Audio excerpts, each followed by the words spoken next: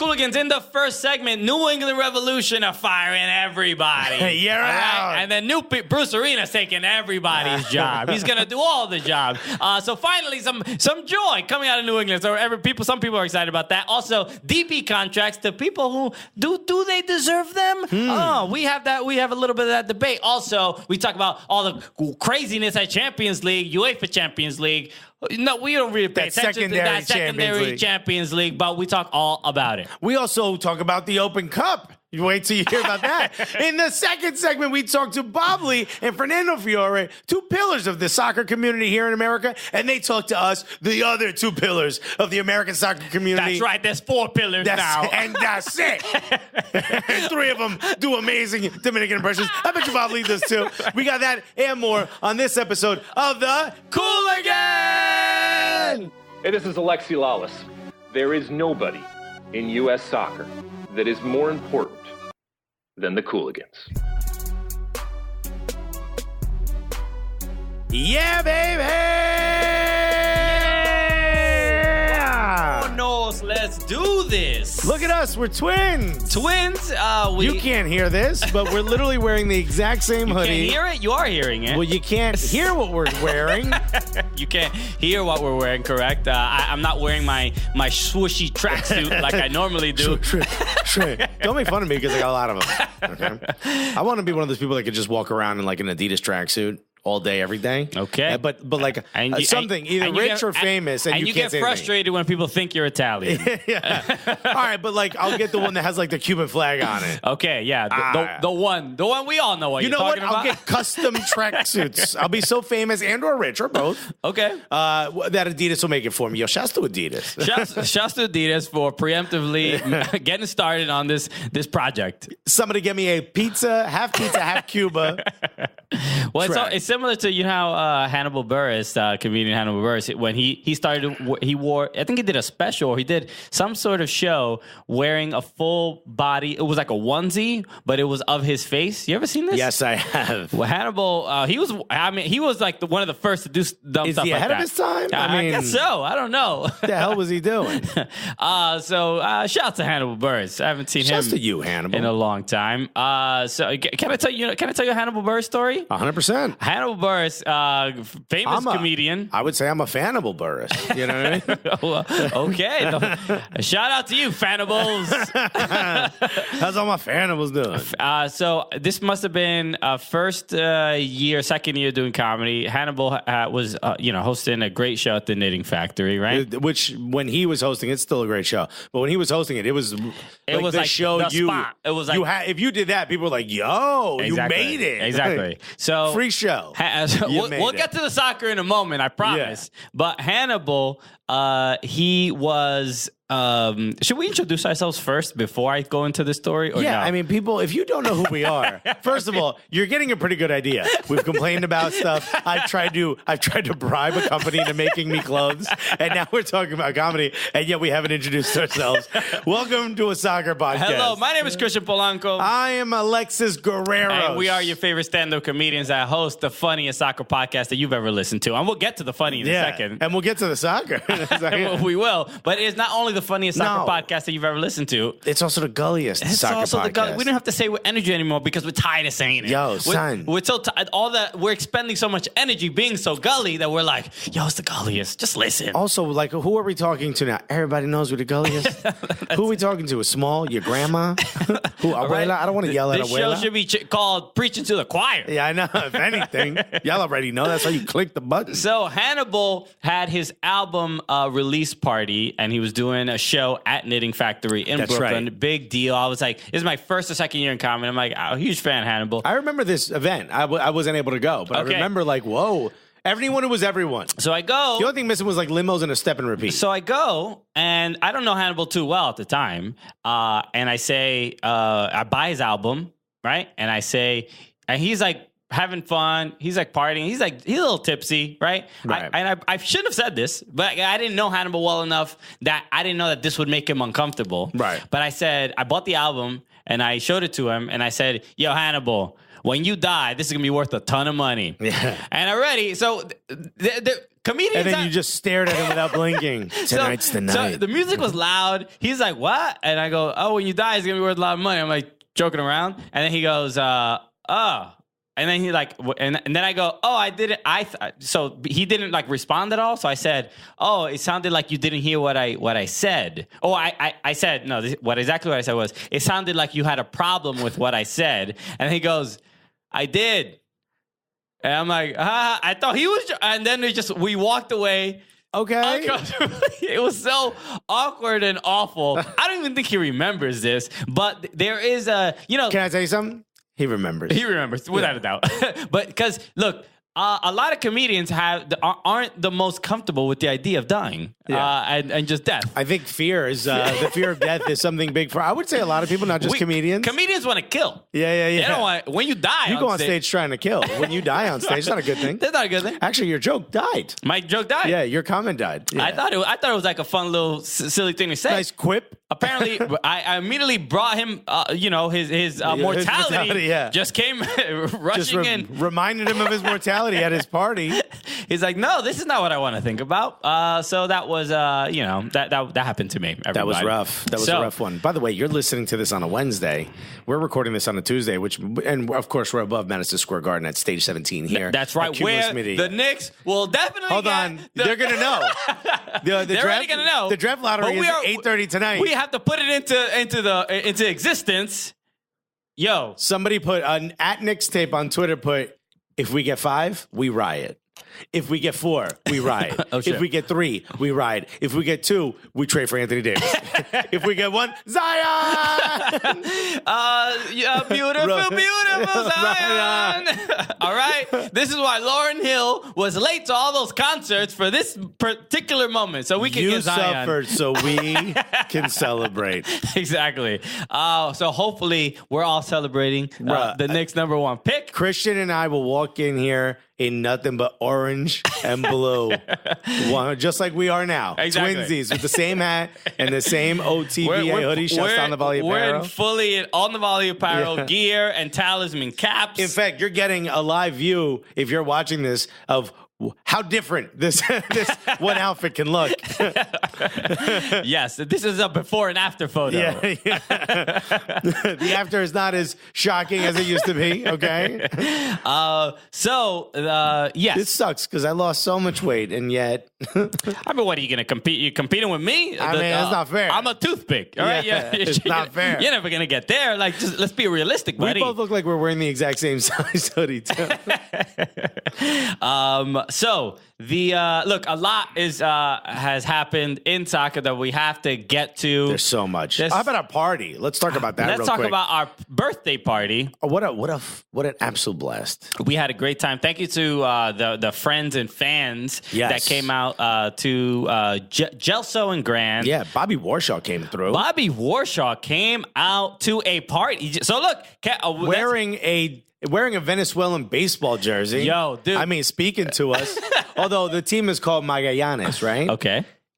You know how baseball jerseys, you split the word, right? Yes. Because one's on one side and the button's and then the other side. And the first side says... And it's red, too.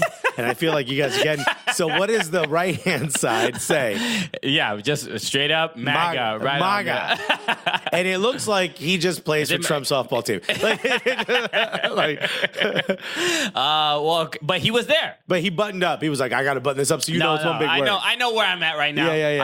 I can't be rocking this unbuttoned. No. I don't want any confusion. He was very upset about it. He's like, I didn't realize that. He goes, it's Joseph Martinez's favorite baseball team. That's why he wore it. Yeah. So shouts to Bobby for coming through. And that's it. And we got the confirmation that Bobby Warshaw attends parties. Yo, okay. So imagine how much littier it's going to be now.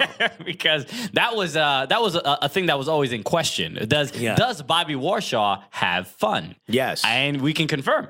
He very much does. He absolutely does. He really cuts loose. Okay. He had to leave early. Yes, he did. Without a doubt. But respectful. Yes, respectful about it. In fact, I checked him for one of those ankle bracelets, just like Remy Ma. Yeah. You know? Is that why you had to leave? Sure, yeah. Is Matty Doyle keeping tabs on you? Is your blood alcohol level being sent to Don Garber? So, but thank you to everyone who came out. That was dope. So if you are in New York sometime around the time of our birthdays, you need to come through because it's always super fun. Guess what I got? I got a bunch of text messages from people saying, "Hey, what's the cover?" First of all, okay, what kind of what are we savages? We have not charged for our birthdays, but if that's what you people think, then maybe we will. Okay, we will leave a bucket at the front door. Let's start that. We're gonna have security. We're gonna have IDs. We're gonna have the little stamps that don't come off in 2 days. Okay, all right. Not enough women soccer players with you. You can't be coming in our party without enough women soccer players. You're gonna have to buy bottles, okay? If you ain't got a bunch of, women soccer players. I think you might even get red carded at the door. Okay, that's the VIP. You got to leave this party. You can't come to the next one. Sorry. Whatchamacallit? So I think they said the flyer was too good, that it made it look as though it was going to be like this super fancy party. Wow. It's called the gulliest birthday party. Nothing gully about a cover charge. Nothing at all. If you tell someone that there's a cover charge and you're not the security guard and you just happen to be standing there, that's gully. That's the only way. Yeah, that we will allow. That we absolutely. You can run a scam out of our party without a doubt. That's just like Glenn Crook said, deception. It's a part of the Cooligans. So thank you again for everybody celebrating with us, man. We always appreciate it. We always have a good time. And with that, Ted, we always like to show love to the people who show love to us. All right, we're on the quest for 500 iTunes reviews, and we're getting close. We're getting close. We're at 439. Okay. So let's. I could smell 500. You know what it smells like? What does it smell like? Success. Okay, I'm glad the dramatic pause was well worth all of that. So let's read a review from a fellow New Yorker. All right. Okay. This is from Felix Palau. All right. So we know Felix from Third Rail Bronx. Yep. One of the homies. One of the nicest dudes ever. We met him and his wife, his Dominican wife, at a game not too long ago. He gave you the Third Rail Bronx bracelet. I know it, of course. Great dude. We all posed in our basic bitch pose. That's like our right. Instagram thought pose. Exactly. And I mean, which is my normal pose. Yeah. I don't have another one. No, he lifts one leg, shows that ass a little bit. And he goes, "Nah, really." This is the subject. Says, "Nah, really." Shouts to us. And he goes, actually, it says shout out to us, which is a slightly off of what the moniker is. It shouts to us. It shouts to us. But also shout out to us. Shout out to us. Okay, it's not wrong. Yeah. I mean, speak quietly when you come near, but other than that, shout out to us, yo. And he goes, it says, "Friends, New Yorkers, honorary members of the Third Rail Bronx," which is, this already kind of sounds like the Gettysburg Address, right? Lend me your ears. Which is amazing because this dude is not as eloquent as Abraham Lincoln. No, maybe this was the first draft. To all of our members in the Bronx. He goes, "Friends, New Yorkers, honorary members of Third Rail Bronx. These dudes have one of the best podcasts out there. Definitely a must listen if your aim is to keep it gully.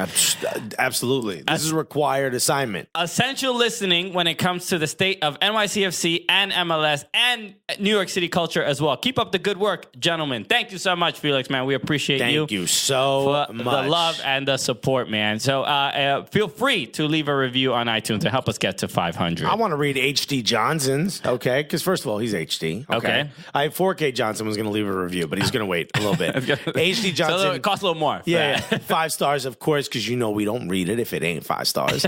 Okay. He put better than ... Ooh. We have to wait. Ooh. A little suspenseful. He put better than a root canal. Okay. But I've never had a root canal, so I actually can't guarantee that. Well, thank you very much, HD Johnson. All right. So I've had a root canal. Yeah. Have you ever had one? I have not. I have. My dentist told me I have the top 1% of teeth in the top 1% of teeth. That's a true story. Really, there is no way to make sure that's accurate anyway. But I feel like that's the guy you go to for that information. I did have one root canal, and I have to say that our podcast is slightly better than that root canal. Oh, okay. But you know what? I will say this about root canals. They're not as bad as you think. The sitcom trope. The sitcom trope of like having the bandage around your head and the ice on your cheek. Yeah, you're in traction. It's not that. a long process, and it's annoying, and it's meant to save your gums so that the disease doesn't spread into your brain, basically. But also, what sounds worse than root and canal when talking about your mouth? Two things. All right. So thank you again, H.D. Johnson, for the review. All right, so let's so again, help us get to 500. Please leave a review on iTunes. We love you. We appreciate it. So let's get to this. A lot to talk about because There's so much. We're excited about today's show because we're going to be playing interviews that we recorded at the U.S. Soccer Hall of Fame with Bob Lee famously of ESPN Outside the Lines. Bob Lee.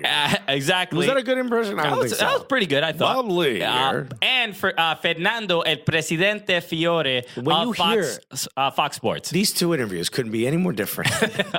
And both of these people, I mean, it really is. I mean, both of these people, they're in the soccer world forever, and you couldn't ask for two more completely different interviews. Exactly. It's so much fun. I can't believe they just they took their time to talk to us. I remember when we saw Bob Lee, we're like, would you talk to us? We're like, of course, yes, of course. And we're like, really? And then we're like, yo, Fernando. He's like, come on. Get to where? So there's a lot of, two different types of energy on both interviews, but I think you'll find something to love about both of them. So I agree. So we should start the show really we have to discuss, another firing and another hiring. Yeah. Right? We have last week. Also, there was a double firing. A double firing. So, which is weird because I'm gonna fire you and the man who found you. And it wasn't a double firing, but more of a staggered firing. Yes, it was. Which is very strange. Busy week. You would think you would knock them out both in one day. Yeah. But no, they were like, no, let's fire Brad Friedel and let's let Mike Burns really simmer in just am I gonna keep my job? Should we not? They said Brad Friedel, you're fired, and then they looked at him and they went, to be continued. They gave him the I got my eyes on you right there. We're not sure yet, or maybe we are. But just put your head in this guillotine. We don't know what we're gonna do with it. I mean, I might touch the button. I don't know. I don't know if I'm gonna pull that rope. So, but we have to talk about the New England Revolution, because we were there. When we were there, everything was good. They were winning games. Didn't it just seem like everything was turning around? They beat Minnesota United. Yes, the energy that the COOOOLIGANS brought. It was us plus the farts from our chili cook-off that I think that we were asked to be part of. Those two things combined are really quite a dynamic duo. I mean, when you put those together, us being there, disgusting chili farts. I don't know. From delicious chili. It was delicious. The farts were disgusting, not the chili. The chili were great. Chili was absolutely great. Exactly. We have to clarify. Yes, they're an incredible movement. Just the fact that the New England Revolution are making moves after just horrible a stretch of seasons. They're not sitting on their hands. They're not sitting on their hands. No. They're getting, okay. So their hands are up. Just like a wacky, wavy, inflatable tube guy. One of those things in front of the used car lot.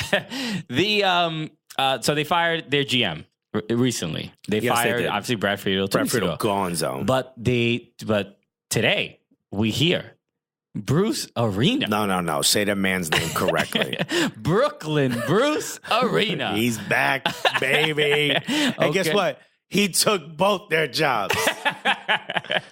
Both of them. He's like, we don't need both of you. All right? I want his job too. Then give me that guy's sandwich. Hey, Robert Kraft, I'm watching you, buddy. Yeah, come on. So, where you going? You feeling stressed? Get back over here. Did you hear about the latest Robert Kraft news? No, tell me more. Hold on, let's play the Robert Kraft theme song. The judge in the case threw out the video evidence of him at allegedly at this salon or whatever. Or this really? Bar. So because of that, now the prosecutors don't have any real evidence that he committed a crime. Ooh. So they're trying to get it admitted back into evidence. So Robert Kraft might get off scot-free. Wow, gets off in the last minute every time. Always a happy ending for this man. I mean, you just Jesus. I mean, you know what? You could because you remember you could paint me shy. at the press conference when they were talking about the whole thing at the massage parlor thing. The cop was like, "Trust me, we got the video. We saw the movie. We got it's all. No, you can ask me until you see the video. It's not no allegedly. Yeah. We know we saw him and all this stuff. No. He held up his card to the camera. We know it's him.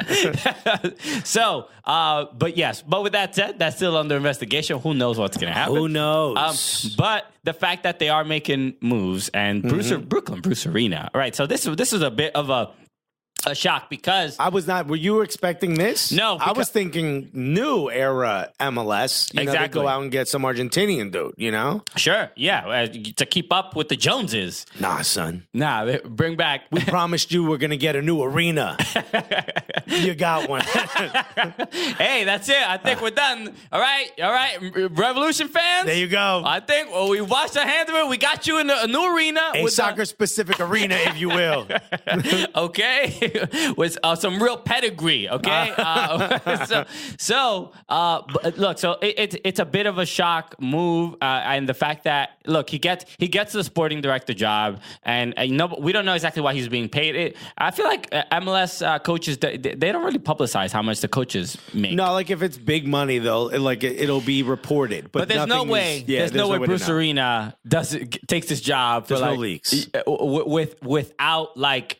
Unlike Robert Kraft when he gets back in his car. There's no leaks. But I'm saying, Bruce Arena doesn't take this job without some real ass guap like on the table. Because he ain't moving to Boston without guap. He's in L.A. Exactly. He was chilling there. I'm going to go to this awful weather. Fine, I'll go, but you got to pay me. You know? just notoriously terrible fans, right? Yeah. Red Sox fans or whatever. Yeah, right. No, the Patriots. I mean, not the Patriots. The Revolution fans. Great people. Yeah. Really, it's the Revolution. Everyone else around you. The Revolution fans are really a revolution, but they're the ones like doing right by. Imagine if Revolution fans were also assholes. Like that would be insane. That'd be tough. That would be tough to handle. But no, Revolution fans are like the complete antithesis of like the typical Boston sports. They invite us to a chili cook-off just to smack the chili out of our hands every time. Wow, man, I should have known. You know, I mean, you got me. You know what? My fault. Not yours. These New England Revolution scarves are apparently Trojan horses. Yeah. Midnight Riders, more like Under the Cover of Darkness. So, man, I'm excited.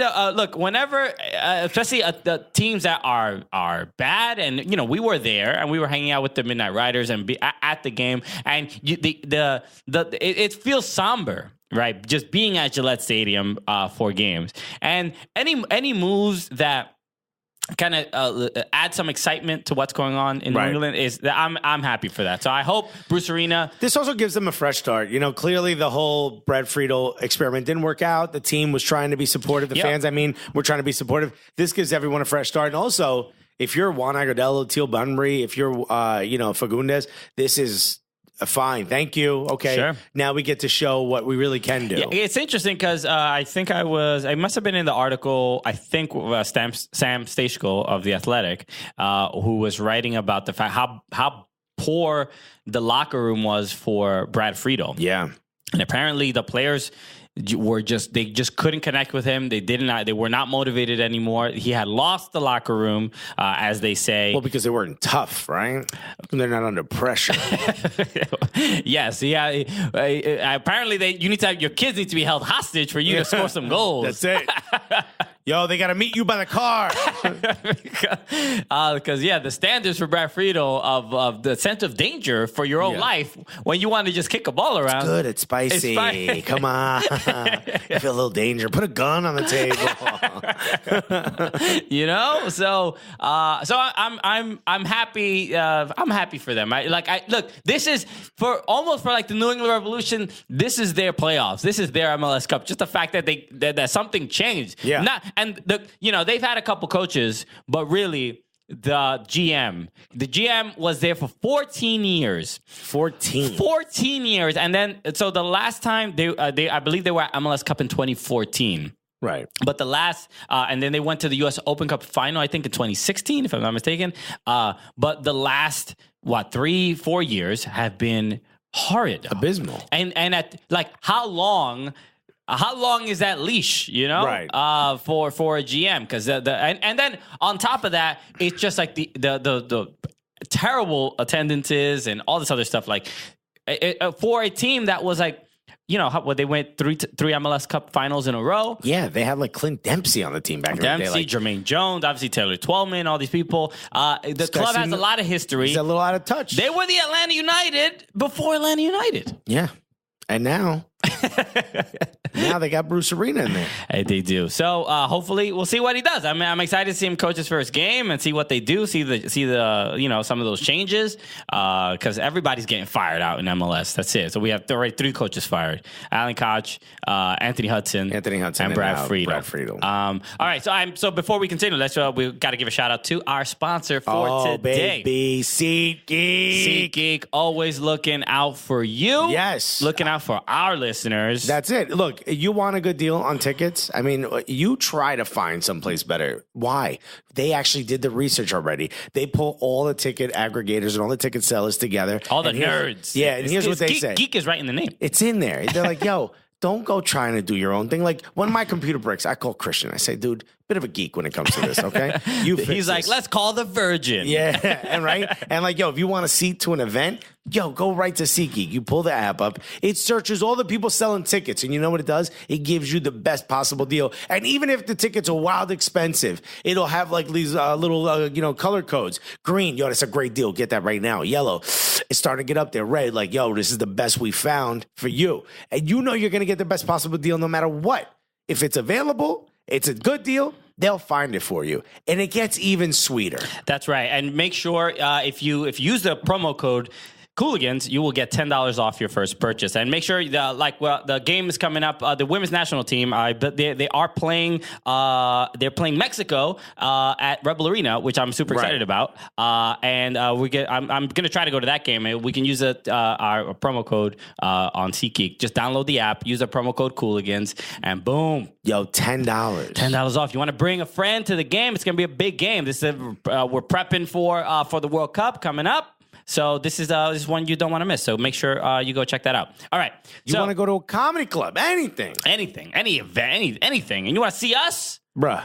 Go to SeatGeek. Go to SeatGeek. All right. So let us discuss a couple other things inside. You know what? Before we get into that's the fifth time you say that. American soccer stuff. Look, I have a list of stuff that I want to talk about up here. Right. I'm the quarterback of this show, and I got Seamless pulled up on my computer. And right now, I got about 6 interceptions. All right, I'm not having the best game. You're going a lot of audibles.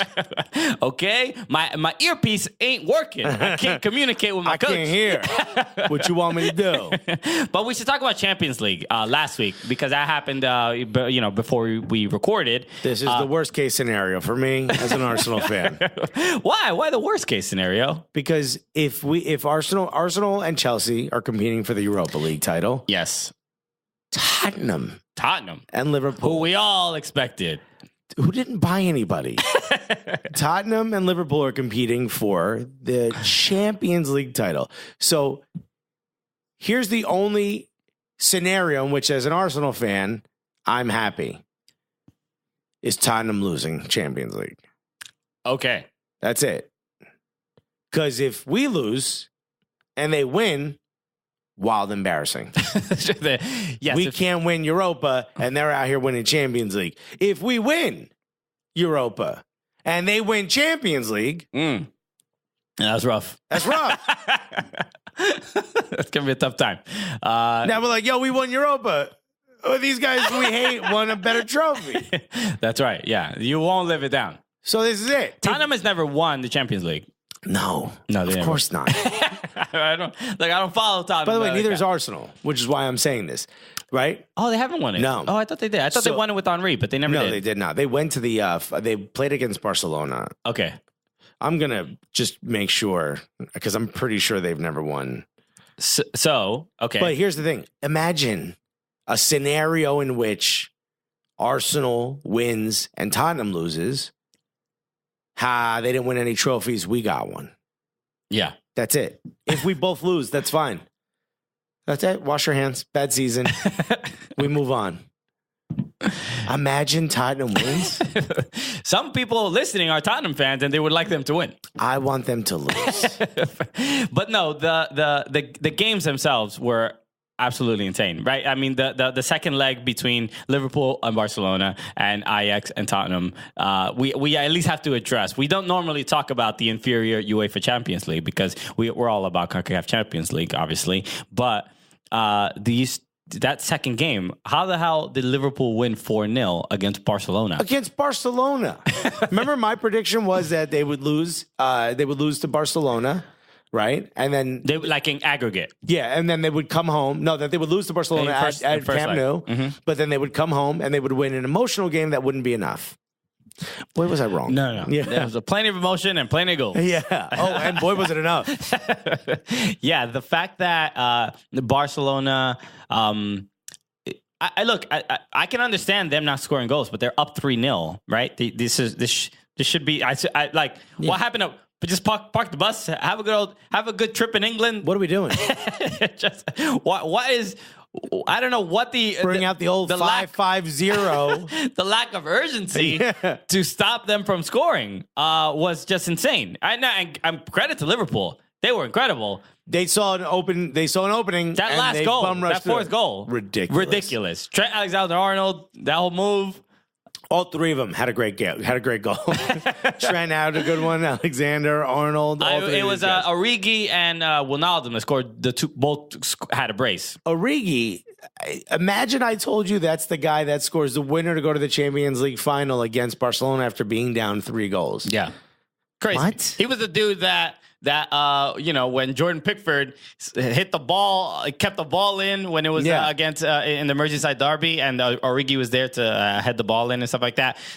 You don't expect much out of him. But he's not the guy you expect to sink. They had no Mo Salah and no Bobby Firmino. Mo Salah sitting in the stands. With his shirt that says "Never give up" or "Why not us?" Something. I don't know. Mario Balotelli. Did Balotelli play for Liverpool? Why always me? Why always me? Yeah, he did play for Liverpool. He did play for Liverpool, right? I'm not crazy. He played for City after that. Yeah, okay. But just insanity through Champions League. We're not sort of, especially second legs are... and then Tottenham. Tottenham beating... Hold on. Ajax letting Tottenham win. That was... this is Ajax at home. Was that Lucas Moura? Last second goal? Get a hat trick.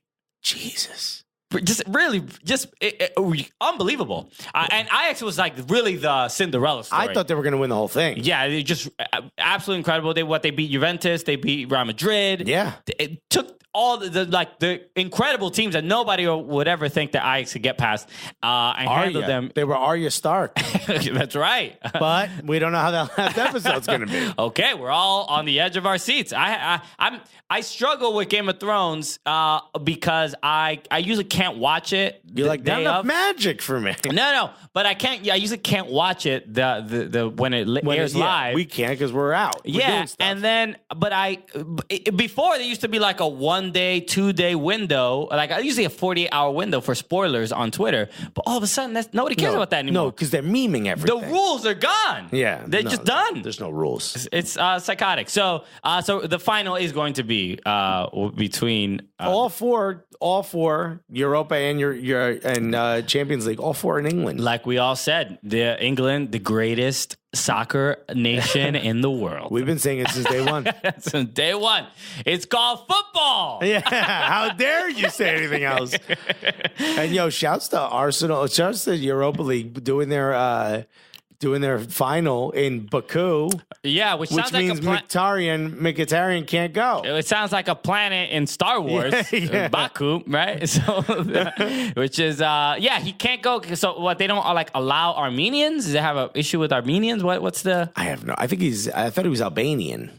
No, he's Armenian. Is he? Yeah. But it's like I don't look. I don't understand. I mean, I know there was an Armenian genocide. Yes. But I don't like because of my not. Let's be honest. Baku news is a bit removed from the constant No, stream I'm of just saying, what the hell's going on in our country. I don't know why people hate Armenians. Like I know that people hate Armenians for some reason, but I've never. I think it's the Kardashians. I think they've ruined it for everybody. They started it. Yeah. Right? No, there's like I know it's like World War I. There's like a bunch of other things that happened, but I don't specifically understand what Armenians ever did to people that makes them just hate them. What'd you do to people?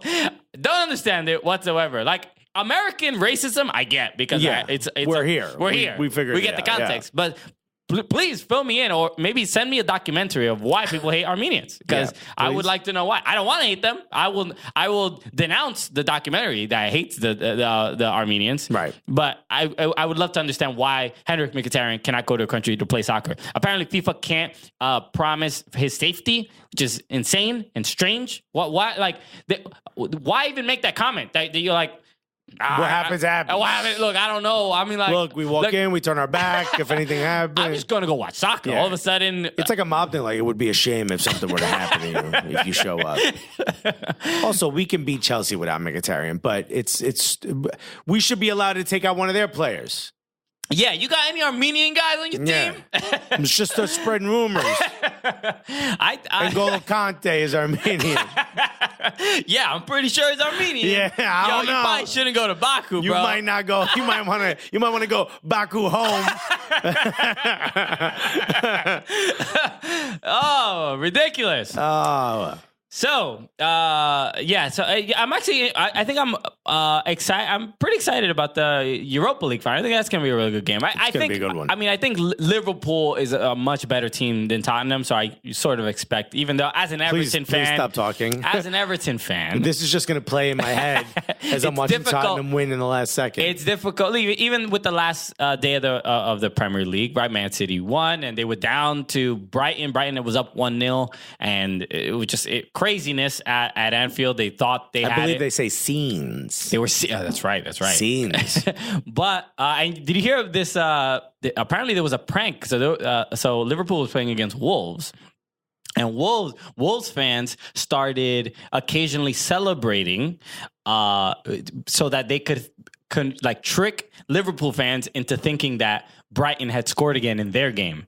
So they would be this like uproar, and you would never really understand where it was almost distracting to the Liverpool players, because then all of a sudden they think like, oh, we're winning, we're gonna win the league and stuff like that. So apparently this was a real prank that the Wolves fans at Anfield were fake celebrating. Daryl Grove is at the bottom of this. I know that. Wait, no, he's at he's definitely the mastermind. Yeah, this is a very English prank. So, but it was an entertaining thing. But Liverpool is a very good team. They've been they're an incredible team this year. 2 points behind Man City. It's just like it's took them to the brink. Exactly. And look, I'm an Arsenal fan. We're in 5th place. I hope Liverpool wins, because then that means that Arsenal gets into Champions League, right? Because Liverpool finished 2nd. No, well, if Arsenal win Champions League, you win Europa, then you're in Champions League. But if they lose and Liverpool does, so wait, if Arsenal wins and Liverpool wins, then it goes back. Now it's another spot. Manchester United. Yeah. So it'll be Manchester United would get into Champions League. Yeah, I don't want that to happen. Just a whole bunch of different scenarios that make Alexis unhappy. Yeah. But it is going to be entertaining, and the reason we're talking about this is because we have a huge announcement to make. So June 1st, the Champions League final is happening. That is when it's going to happen. We should do something. What do you mean we should do something? We should do something that day. Oh, we should do something. Yeah, I feel like we should kind of have a fun little time with it. Yeah. But we are going to do something that day. That's right, we are. That's what I'm trying to lead you to it. So, the COOOOLIGANS will be hosting a Champions League final at the Bohemian Beer Garden. In Queens. In Astoria. This is going to be so dope. So, if you've never been there, this place is huge. Yes. Big backyard. Please don't rain that day. Yeah, I hope that's the only thing we hope. Please. So, great place. Like a lot of comedians will celebrate birthdays and stuff there. There's like all these big picnic baskets outside, great food, great drinks. Yeah. You come out, you hang out. They got a huge projector there to watch the game. Yeah, dude. Come through. So it is. It's a free event. It's open to the public. You just have to RSVP. We're gonna get you all that information. We're gonna email you all those things. Tim said, and there's beer. There is beer for sure. Okay, yeah. A beer garden should have beer. It'd be weird if it didn't, right? Yeah. It's a beer garden. It's also a BYO, so you got to bring your own garden too. It's a beer garden, but we only serve gin. Sir, is this just your driveway?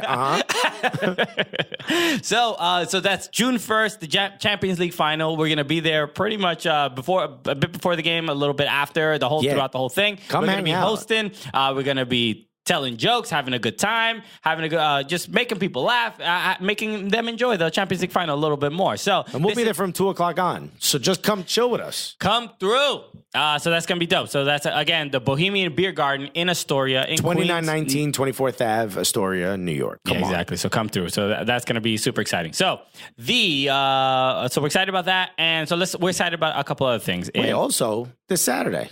What's it? Oh, yeah. This Saturday, I got some pretty dope news. Your boy is going to be on the HQ app. That's right. Congrats, Alexis. Thank you. Alexis is gonna. Shouts to me. Shouts to Alexis. Yeah. Alexis is going to be on the HQ app, and I'm sure a lot of people listening to this probably go on trivia and play the game. Please do. HQ. So Saturday at 8 p.m. So this is 8 p.m. Eastern. So I'm going to be hosting HQ Sports. If you download the HQ Trivia app, they've got a couple different games. They got HQ, the main trivia game. Our boy Matt Richards is the host of that. Yeah. Over on HQ Words, one of our good friends. I think you know Anna Roisman, right? I know Anna Roisman. Yeah, she's the host of that. Her boyfriend, Jared Hacker, plays on Cooooooligans FC. Cooooooligans FC, but Cooooligans all over this joint. That's it, bro. Yeah, and then HQ Sports, your boy. Alexis Guerrero. Get it. So I'm going to be live on that app. And by the way, if you don't have the app, it would mean a lot to me and us if you were to download it and you could just leave a couple dope comments. Let them know that you are excited about me being a host. I want to see a bunch of, this is the gulliest host on HQ. How about this? I might just call myself that. Honestly, I might just do it on the whole app. They shut the whole thing down. It ain't live no more. It's not, you know what? Now it's a takeover. Yeah, we need a 4-hour tape delay for Alexis. That's how many swear words he knows. Please stop eating the chopped cheese. We're live. So that's awesome. It's huge for Alexis, huge for the Cooooligans. Go on the HQ Sports, go on the HQ app and in the sports section. Set that alert. As soon as you log in, it tells you to set the alert for HQ Sports. This Saturday at 8 p.m. Your boy is on there. Say something nice. Make me feel welcome. Let them know that I need to be there and getting paid. Please. That's it. All right. Make sure wifey doesn't divorce me. This is all on you. You don't want to save Alexis's marriage? Wow. Why you being a thought for? All right. So congrats and make sure you download the app and support Alexis. So all right. So let's get into a couple other things going on in the American soccer sphere. There's gonna be so many things happening. Let's talk about Jesse's Artist real quick. Jesse's Artist getting paid. The most.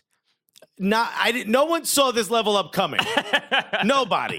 This was a little bit of a surprise, but I'm not gonna say. He's a DP now. It's a DP, not well earned. Really? I would totally agree. Well earned. I mean, he's been incredibly reliable for Columbus, and especially last year, he was scoring a bunch of goals. I mean, I don't know exactly how much he's not making David Villa money. I know that. No, he's not. They bumped him up. They probably bumped him up so they could pay him down with TAM.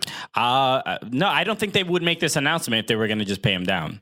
Why? No, you have to become a DP in order to get paid down with TAM. I understand that, but why make this big announcement like, we gave Jesse's Artist his DP status, and now we're going to pay him down? No. You just use the TAM to buy it out of a DP contract. I understand that but he doesn't lose that money. No, he doesn't lose any money. So it doesn't matter. The announcement is still great. You're a DP now. It doesn't matter if they're on the spreadsheet. TAM is deducting from it. Yeah, but he's not. He would not be a DP. He would not be a DP if they deduct it with TAM. He would not be a DP. That is true. So there's I'm just saying, why write the article? That's all disrespectful. Because it's just like, here, buddy, you got promoted. We're gonna demote you. Yeah, you're gonna keep your money, but no, take off that pin, take off that label. Also, you can enjoy the cake, but this comes out of your pay now. They rip off the name tag, but here's a bonus. Yeah. So, but no, this is a big deal. Obviously, like I said, I think very much well earned. Jazzy Zardes, we 27, so this is his peak, right? Yeah. You get it for 3 or 4 more years. That's a good buy. Mm-hmm. The guy knows the league. He's scoring goals, 19 goals in his first season with the Crew. Yeah, I don't know what the exact money is. I imagine it's what? It's over 700, right? Over 700? 750, right? Right, to be a DP. So I think, maybe he's like, at $1 million, like right around there is my guess. If he's making 750 being a professional soccer player every year, it's pretty good. We take that 1 year and we sign off for like the next 10. Okay, I'll make it last. Yo, don't worry about it, bro. Where can I microwave this cup of noodles? Because I don't have a microwave. I do not want to waste that money. Nah, I don't believe in him. So, I think it's a big move, and it sort of begs the question of like, what the hell is Tim Bezbachenko doing? Is that the question you had? No, what is Columbus? This is not the sexy DP signing we're sort of used to, but it is a very Columbus DP signing though, right? I know they went out and got Pipa, right? But like other than that, who's the other DP? I hate that I don't remember. Not Santos. What's his name? I think it might be Pedro Santos. I don't know. Is it? I think it might be him, but I'm not sure. Regardless, I think to give the fact that a player can earn the trust to earn this kind of money is a good sign for the culture of the team. That's what I'm saying. So you're not wrong. Look, he's scoring right now this year so far. He's got 4 goals in 12 games. Not terrible. Not terrible. It's is that DP level? I don't know. But you also risk losing him, right? Like he could probably get more money somewhere else. I mean, there's other teams that desperately need. Come on. What? Who's giving him more money? You don't think so? If he's making $500,000, you think someone's gonna be like, "We need this guy for $750"? I think he could. He's at the age where like he could be. He's closer to like that MLS free agency, and there's a possibility that you don't think Colorado would pay Jazzy Zardes $1 million to be on that team. I think Colorado. He could negotiate. I'm just saying that he has a little. Colorado's been enough mistakes where they would do that. I'm just saying. I think it's again. I think it's certain. I don't think it's a bad move. It's just not. I don't think it's a bad move either. Yeah. I don't know that that's the most efficient way to spend that money. Sure, but look, Columbus in the next couple of years, they're gonna have a new stadium. When they get that new stadium, that's when they're gonna splash the cash. You think? I guess another Argentine and do something crazy, Maybe nuts. Build an asado station in that new stadium. So I think this is to right the ship. And Columbus, they're having a tough couple stretch of games, but I think this is just a move to steady everything and whatever. So let's talk about the next thing. This was in the Athletic. Article from Paul Tenorio, our just homie, one of the best human beings. Really is one of the best. We got to have him on the show again. Yeah, it's been so long. Been too long. So, so we were talking about the rumors about Chicago Fire leaving Bridgeview, and everyone's like, "Oh, it's not set in stone." Well, it is now. Well, it is now. So it's official. Chicago Fire will be leaving. They will be playing their games at Soldier Field, and now we sort of know the details of what's going to be happening because we knew that they were in a lease that might as well been shackles. Yeah, basically. They couldn't play games outside of that stadium. That was the issue. Yes, it's not even even if you just keep paying the rent here, you can go elsewhere. They were not even allowed to do that. Yeah. So they've amended their lease to allow them to play elsewhere, and I think they have to pay the city of Bridgeview $64 million, something along those lines. $60+ million, but also it gives Bridgeview the actual village of Bridgeview, the town. It gives them control over concerts and stuff at that stadium. Okay. So they've pretty much given up all control, but I guess they're still paying. Well, they have to, right? They're in. It's like trying to get out of a cell phone contract. You ain't leaving. It's like a lease. Like you could give us the car, but you're gonna keep paying for it. I don't care. Honestly, I don't care what you do with it, but I just know I need to know that that money's gonna be in my bank account. Can I tell you something that has nothing to do with Chicago Fire or soccer? I drove somebody to a show, right? Yeah. I drove 3 people. I was supposed to drive 3 people. So the one person who's not even a comedian, they were a videographer. Mm-hmm. They invited a guest without telling me into my car. Okay. Right? And here's what the two of them started doing. They started mixing drinks In open cups. okay, well, Not a U.S. open cup, just an open plastic cup in a car. Were you driving around college freshmen? What was? These were adults, older than me. Okay. Open cups in the backseat of a car. I mean, there's adults younger than you. Trust me, Alexis. Yeah. I mean, not really, because I'm totally 23. But could you imagine that? Yes, I can. I mean, it's not the most egregious thing, but Open cups in a car that's not yours. It's not good. It's not good. But I mean, And it's not an Uber. it's not an Uber now. And it's not water. If it's water, I'd be like, all right, if it spills, it spills.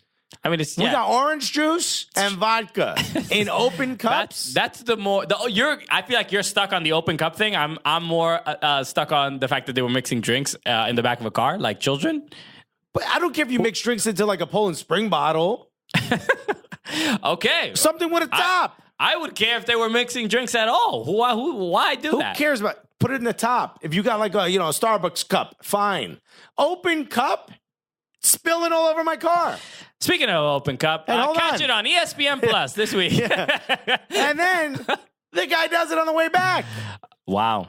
The fact that you let him in your car again is really that's a surprise. I try not to. The guy who produced the show was like, please, and we promised him you drive him back. Hey man, look, And here's what I did. I blew up a spot in the group chat. Took a picture of it. I said, this is why you don't have open cups in cars. A little stain on my seat.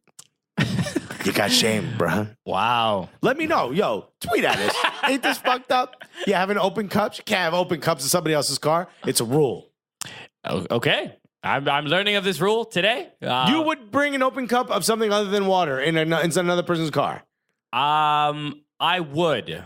Yes, I wouldn't mix drinks. I wouldn't risk the drink spilling, but I would. That's what an open cup is an opportunity for the drink to spill. Yes, but when you're mixing drinks, that's clearly much more risque behavior than just drinking out of an open cup.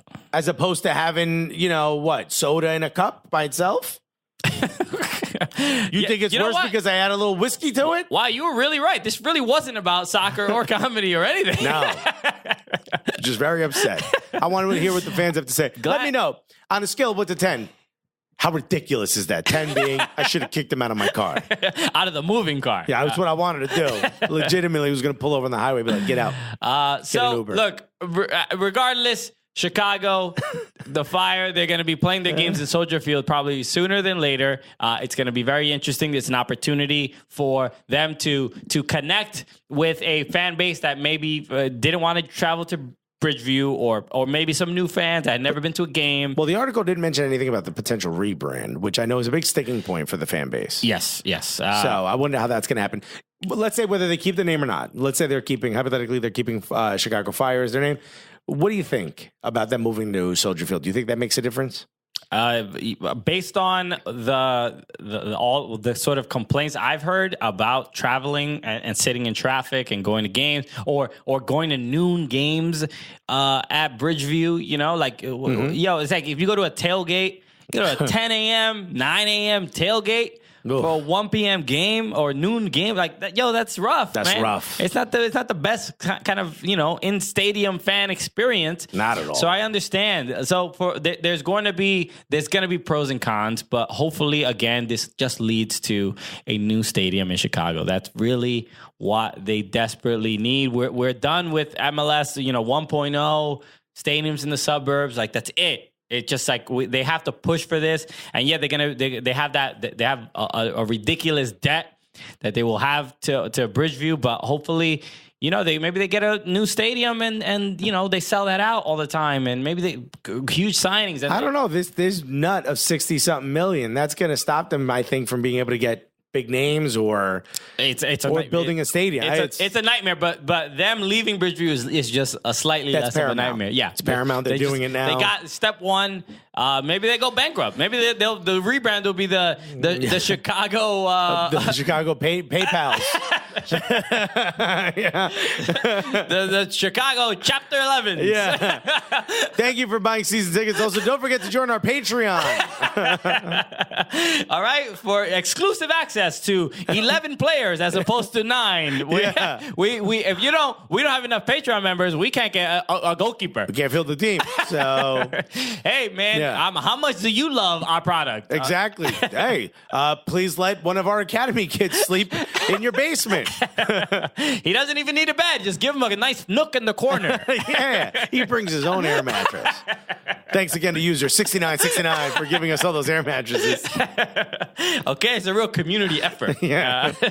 So we hope for the best for them, man, because we love Chicago and we love all those Fire fans. DJ Step is about to get a nice little DJ booth at Soldier Field. Okay, yeah. That'd be dope. Stepped it up. All right, no pun, every pun intended. Yeah, all intended. Last thing I want to also, DJ Step, let me know what you think about open cups and cards. So the last thing I wanted to talk about before we get to our interviews, and what you want to talk about the game, a couple of the games before our interviews or after our interviews. What do you think? Let's do it before. Let's just end on the interviews. Okay, that's what we'll do. Let's give them the good, and then we move on. Okay, cool. So the other thing I wanted to talk about is Atlanta United, right? So Felipe Cardenas, who we've hung out with at the great dude at the Qureshi stronghold in Atlanta. Yeah. Some people, you know what? The Qureshi estate. It's funny because we would tell the story about hanging out with all the journalists in Atlanta, where George Qureshi, formerly of the Howler, currently of the Athletic. Right. When he goes to Atlanta, he rents out this Airbnb, and then he throws a little fiesta. And he has a little party. And he invites fiesta. Wait, I know R. Kelly songs. Never mind. What is that? Wyclef singing that part, or R. No, Kelly? that's him and Jay-Z. That was their song. Fiesta. Yeah. What's that? Oh, Wyclef was in that one? No. Okay. Anyway, I don't know why I thought that. Anyway, so we would have like a late night. Did people complain about this? No. People asking about it. They would ask me like to tell them stories about this. I forget who it was. Somebody was talking to me like, "Yo, what's that like hanging out with all the journalists and stuff like that?" I don't really even think about it. I'm like, these are just a bunch of nerd ass writers. Yeah, you know, nerdy writers. All checking their notes. We're dorky communians. Yeah. It's like, yeah, so we just hang out. But apparently, we come in, we're like, "Give me that. What's this? I got drinking all your booze." So apparently, that is like for a lot of the soccer nerds, the American soccer nerds, that is like that's a big time party. You know, the Tenorios, the Quereshis, the Warshaws, Taylor Rockwell, Darryl Snavely. Yeah. You know, everybody's like, yo, they're all together. If that room exploded, soccer writing would be done. Grant Wall doing lines off. I'm sorry, he's writing lines. This guy, he's writing bylines. I have bylines, of course. He with sources, Mexican sources. I'm only joking. He's not invited. He would be. Why not? It would be great to see Grant Wall. I would love it. I would love to see him party. Yeah, dude. How does he get down? So so people would ask me about that part. Yeah. Anyways, but we met Felipe at this party also. He's a great dude. We've hung out with him every time we've been in Atlanta because he's the Atlanta beat writer. He wrote this for the Athletic. Great article on the Athletic about Pity Martinez. A lot of the South American players, as particularly Pity Martinez, being perturbed by the fact that media has access to the locker room. Apparently in South America. Imagine how shaken up he'd be at this party. There's too many of them here. You know? Oh my God, it's like claustrophobia. Right? They're asking me so many questions. So many specific questions to the game I play.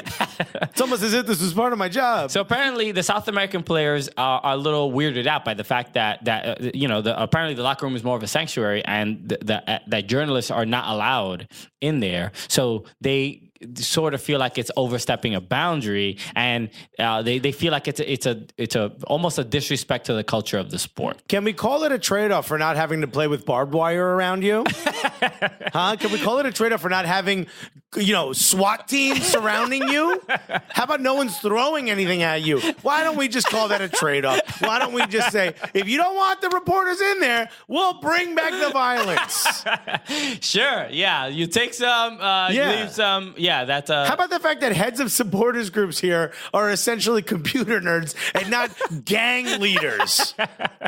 How How about that? Yeah. It's Chill. Someone's asking you a question right after you shower. I think you can handle it, buddy. I think you can handle it. But yeah, apparently that was it wasn't a thing that apparently came up, before this. But I guess because PT maybe having a bit of a rough year, and maybe people trying to figure out what is causing him, like what is so difficult getting acclimated and stuff like that. So I guess this is one of the, maybe, I don't know, I'm not saying that this was an excuse of why things weren't going well, but this was, it kind of divided, I feel like, fans a little bit. Like, some people understood where PT was coming from, and then some people were like, this is the American culture. Like, this is... I think it's good to have that conversation and be like, yo, is it too much access for reporters? You know what I mean? But also, like, not enough people are getting access to, quality writing when it comes to soccer. So if that means someone's got to put a microphone in your face while you're, putting on your deodorant, relax. Exactly, right? You'll be fine. Yeah, I'm sorry we didn't cover this when you were celebrating the fact that your check's actually going to come at the end of the month. Yeah, I think that's like the thing. Maybe look, not every player, but maybe the South American players they don't totally understand how little the sport means to people here. You know what I mean? Like the masses. As far as like the mainstream is concerned, yeah, like it's really, bro. You get to go to the mall, you get to go restaurants, and nobody bothers you. Yeah. A reporter asks you a couple, and they're not even asking you like really tough questions.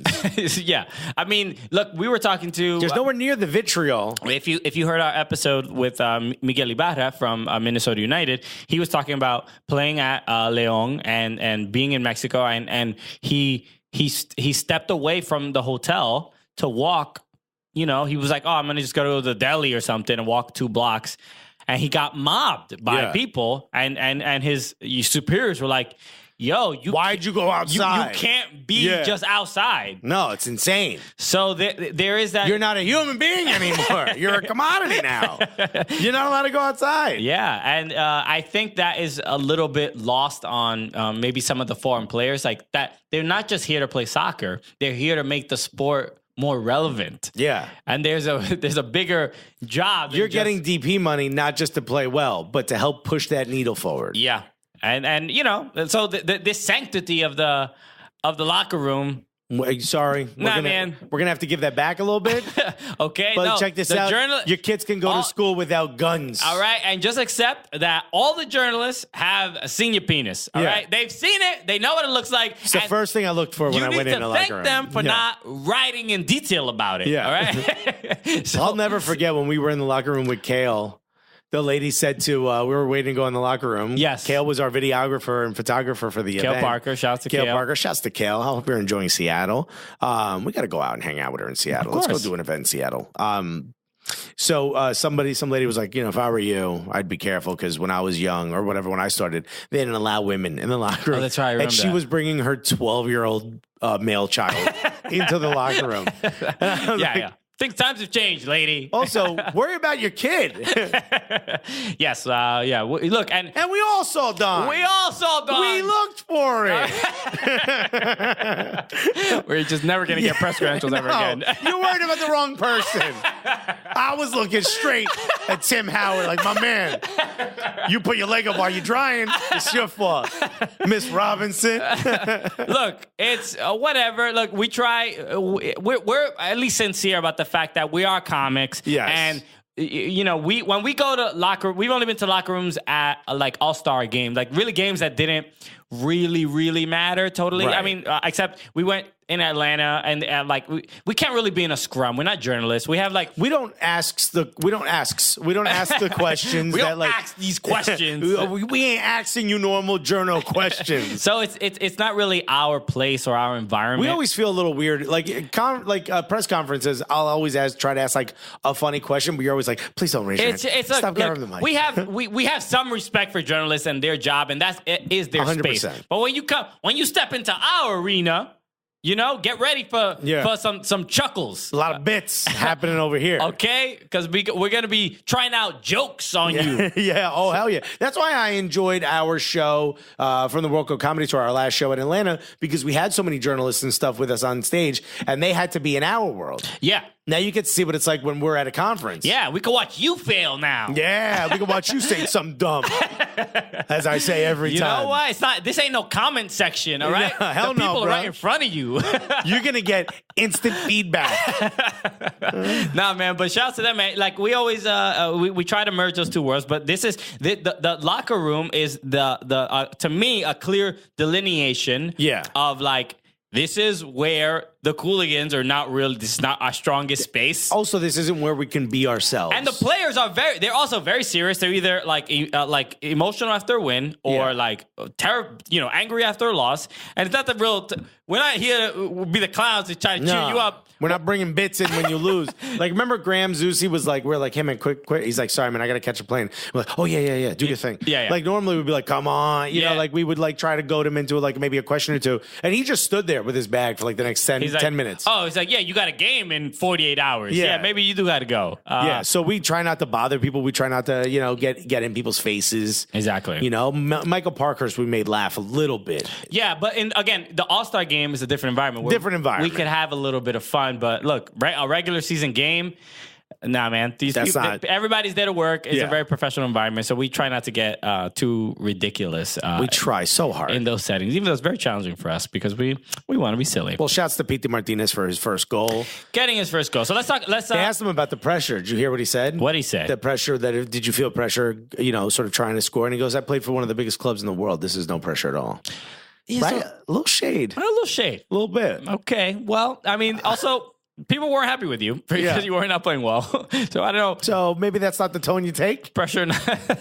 Okay. I know. Yeah. I know there's no barbed wire and people with guns everywhere. But, he's like, it's chill. I could walk wherever I want. No pressure at all. But look, there is. He's like, what's going to happen? Relegation? Come on now. There is a bit of a standard with Atlanta United fans, and they do want, they want to do well. They want a nice, decent product out there. Yeah. They rode hard for their team too, which was dope. And the goal that he did score was great. And it was in a derby, right, against Orlando. Well, not a derby, a rivalry, because they're not in the same city. Oh, that's right. So they, but the goal was incredible. It was an incredible goal. It long overdue because he was getting those great chances that were super close. He was hitting the bar all the time. We're starting to see the FDB system come through. We're starting to see it pay dividends. Yeah. Julian Gressel's goal got overturned, but it looked pretty good. Like that movement looked great. You know what? I think Julian Gressel is I want to say fulcrum of the team, man. I'm going to say, Julian Gressel, I never thought I'd say this respectfully, should be making Zardes money. Yeah, that's so 100%. Somebody. I think it was Rob Usri or Usri. I don't know how to say. I've never heard him say his last name. I don't know. I've never met the man. But he I think he writes for Dirty South Soccer. So, and he mentioned that Jazzy Zardes is making the money he's making. Meanwhile, Julian Gressel is clearly producing a ton more as a midfielder or a winger or whatever. The dude is, like we were talking about it, I think last week. I mean, the dude's going to get paid somewhere. Someone's got to give this guy money, whether it's this league or another league. Yeah. I could see him playing in Mexico. That would be lit. Yeah, you said that last time, yeah. Okay, well, all right. Keep saying the things you say already, again. So I was driving to this show. So, good game overall. And then, so let's talk about a couple other games real quick. Vancouver Whitecaps played against the Portland Timbers. Vancouver looking good. We got to talk about this. We don't talk about Vancouver too much. And they this is, I believe the first Cascadia match, if I'm not mistaken, amongst all the teams. If I'm not mistaken, I don't remember. But they win 1-0. Incredible goal from Fede Montero. No, didn't Seattle beat Portland? Seattle, I don't think they played Portland yet. I think they did. Okay, I don't know. I could be wrong. I'm fine being wrong. But the fact that that Vancouver is, because I feel like all the highlights that they've sort of had this year, they had the dude that what's his name? They did the Panenka, Lucas, was it Venuto? that he did the terrible Panenka that didn't even cross the line. so rough. They haven't had a great start so far, but the fact that they win, this is a big game for them, and the fact that they look good doing it. You know what? I actually do like watching a lot on the team. They played him in the preseason, by the way. That was my bad. Okay, yeah, you know how we are on top of those preseason games. Studying up. Watch them all. I watch every MLS preseason game, every USL, every NPSL. Yeah. I got to hurry home to see Oxnard Guerreros. my smart brother. But I don't know. Inbeom. I think it's Inbeom. Yeah. Hwang Inbeom. He's the new signing, South Korean. Great dude. Great. I love watching him play on Vancouver. It looks like he's having a blast. Yes. But the fact that they still haven't, obviously new coach, they still have a lot to figure out. But I think Freddie Montero. Yeah, they're in 8th place in the West. West is tough, though, this year. Sure. I mean, it's basically LAFC and who else? Pretty much. Yeah. I mean, Seattle also, I think maybe they can catch up, but it feels like LAFC is going to run away with the supporter shield. But even with Seattle has been another team that has been so, honestly, they are, I don't know what's changed exactly. Maybe Ozzy Alonso leaving made the team a little bit more, I feel like, quicker on the ball, dynamic. I feel like Christian Roldan is at the best I've ever seen him. He's on one. Defensively, can we say that? Yeah. He also looks like just, dude, rip it from anywhere you want. Exactly. The fact he's scoring those goals, awesome. Which is, you don't even really expect that from him. Right. But the fact that he is just, the chemistry on the team is incredible. They are playing, you know what they look like? They honestly look like NYCFC a little bit as far as like just being on the ball. They are holding onto the ball. Their possessions look great. Their movement is immaculate. Seattle has never necessarily been an entertaining team to watch. They're good. They're fun. They have a lot of fun. Schmetzer ball isn't the most fun. Yeah, but now it's feeling a little bit different where there's a lot of connection in the midfield, right? Where I feel like we were more used to seeing it. Clint Dempsey, Obafemi Martins up front, like a lot of Jordan Morris just burning dudes, being faster than everybody. But now the midfield is incredibly entertaining. They're fun, and then they huge signings, right? They bring back Jovan Jones, and then they sign Arriaga from Ecuador, the Barcelona in SC, yeah, in Ecuador, right? In Guayaquil. Yeah, so they defensively they're looking, because let's be honest, Roman Torres looking like a little bit up there, a little older, a little heavier. Yeah, not really moving, not as light on his feet as he used to be. So I would never say that to his face. Not ever. No, you respect that man. Yeah. He's a Panamanian hero. Yeah, absolutely. Okay, dude, he might be. Honestly, I would not be surprised if he becomes like president of Panama. I would not be shocked by that at all. Not at all. That's like he is a god there. He's a god. I mean, he got them into the World Cup. Yeah, first time ever. So you award that man with a short-term presidency. Yes. Let me get a couple months. He doesn't know what he's doing with the whole thing. You ain't got no nuclear codes. We've managed to survive with a guy who doesn't know what he's doing. So give him a shot. But Seattle, though, I mean, for all the things that they're doing well and not doing well, they've only lost once, and that's to LAFC. Yeah, it was 4-1, but that's it. The rest of the season's been pretty great for them. Exactly. So another team, all those teams in the Cascadia are looking fun to watch. But let's talk about LA Galaxy against NYCFC. LA Galaxy loses this game, 2-0 to NYCFC. Nobody thought nobody thought NYCFC would stand a chance. Not many people did, including us. I disagree. Oh no, you thought they had a chance? The last couple games where they played away at DC United, away at Montreal, clean sheets all the time. They beasting it. Outside of a couple defensive mistakes that I think they have gotten a little lucky in the post and things like that. The other teams in the post. Overall, this 3-man back for NYCFC looking legit. James Sands. We were talking about him last week, but James Sands, Collins, and Maxime Chanot together, unstoppable. Yeah, and apparently, there was a somebody had posted a video. James Sands is what, 19, 18? He's 18, I believe, 17 or 18 years old. He looks like all of a man out there. which we just didn't expect that coming from someone so young, especially he is defensively smarter than his age.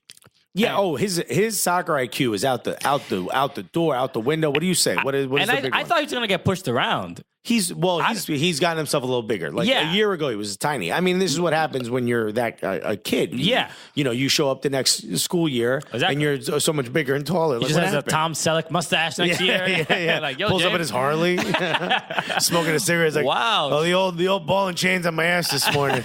yeah. My girlfriend's in college. Yeah. The old broad. She's 23. Yeah. I think she's getting too old for me, to be honest. Honestly. Might trade her in for a younger model. Someone 22. I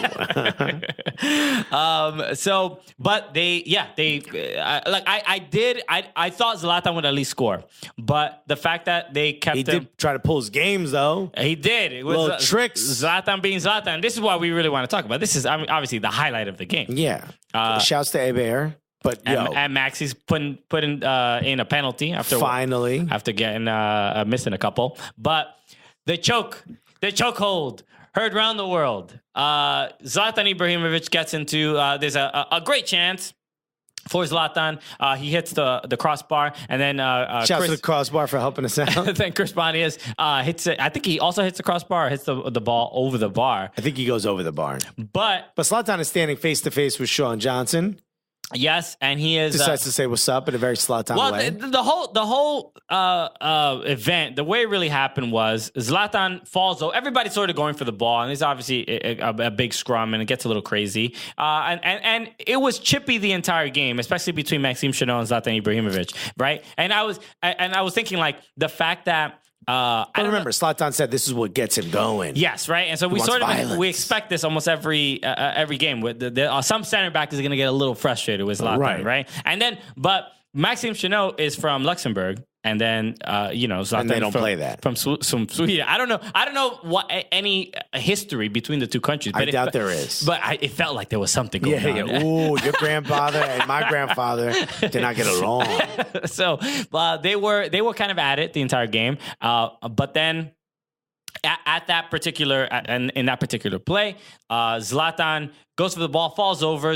Sean Johnson's going over. Everybody's sort of colliding with each other. This is also not much after Zlatan just yanked on Collins' arm as he's running towards goal. Okay, I didn't even see that. Collins put his hands up like, dude, you got to call that. He literally, it looked like he was going to pull his arm out of his shoulder. He yanked the arm back as they were both running in the same direction to get around him. So Zlatan likes to do these little things. Okay, yeah, the dark arts, as they say, right? Yeah. And so in that play, Zlatan is on the ground, and then he gets up, and he is facing the goal. Sean Johnson chest bumps him on his back. So he goes chest to back. Right. Zlatan turns around, is like, and he obviously has a giant goalkeeper in his face. You touch my back, I turn around.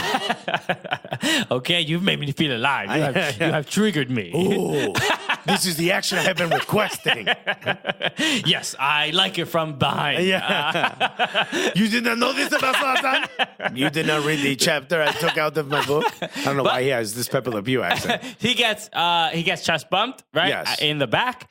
Zlatan turns around. Zlatan straight up one hand chokes him. One hand chokes him. You could see based on the grip that he's pushing his thumb into this dude's larynx, whatever it's called. Larynx, yeah. No, that's actually what it is pronounced. It's larynx, but no, it's not. Larynx is one of those planets in Star Wars I was talking about.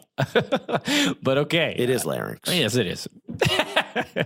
So yes, he does look like he actually has some grip, and that isn't just any grip. That is, first of all, hands to the face, that counts for the neck. That's right. Imagine they're like, no, that's cool. You could choke me. We discussed the rule before. Yeah. You can only touch a part of the face that has hair on it. Has hair on it. If it has Sean Johnson ain't got that hairy ass neck. Hairy ass neck. You can't. I ain't allowed. It's part of the. It's not like the ear. Ears not allowed. We saw Unless that. he's older. Oh yes. Get that weird hair in there. Yes. So so you can clearly see he's getting slightly choked or grabbed or something. He's getting choked. He's getting grabbed in an aggressive manner on the neck. Yes. So Sean Johnson falls to the ground, But like takes him with him. yes, Zlatan. Sean Johnson sort of puts his arm over Zlatan. They both fall down to the ground, do soccer it up as they say. Yeah. And then they both get yellows. Right. Which this was also Bobby Warshaw was on Instant Replay talking about it. He's like he's very surprised that Zlatan did not get a red card for this. Especially because didn't somebody just get a red for this not too long ago? Well, Christian Roldan was like pushing a player away because he was like sort of close to him and caught him in the face, but he got red carded and then they got rescinded, so he was able to play the next game. Right. It was. How did you feel about it? Because when I was watching the game, I'm surprised that Zlatan did not get a red card, but I understand why he did not, because it was instigated by the fact that Sean Johnson did chest bump him. Chest bump is a normal part of the game. You can't put your hand on somebody's neck just because they bumped you. I agree. As much as I want to do it on the subway. I agree. But the moment you touch his neck, you're the one.